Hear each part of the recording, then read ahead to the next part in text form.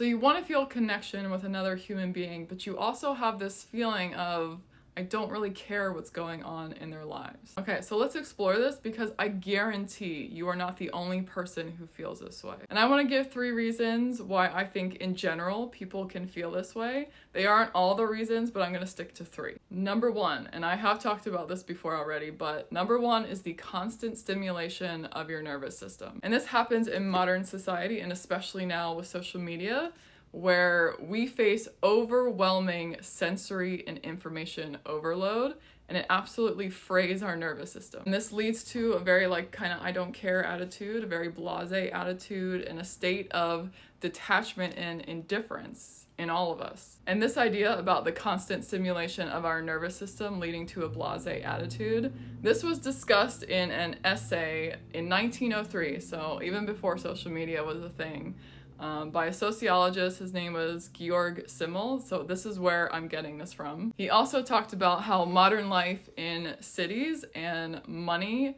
was reducing relationships between people to transactional relationships, which is something I think we also feel today, but I'm gonna stop there. Let's go into point number 2, which is kind of related to point number 1, but in this modern life, all of us are very busy and we're very rushed and we're hurried and we're trying to do all of the things, and for many of us, it's just to survive. So when you're rushing around and you're very stressed, your nervous system is going into a kind of survival mode. When you're in a type of survival mode, you're not going to feel openness and curiosity about other individuals. So naturally, when there's a lot of stress and worry in your life, it's very hard to be calm and present and open and curious about another individual. Now, the 3rd reason could be that at some point, usually in childhood, your emotional life was not recognized, was not developed, nor was it encouraged. You very well could have been cut off from your own emotions and from knowing a deeper sense of self. And so when you're not connected to your own emotions and your own self, it's very hard to be connected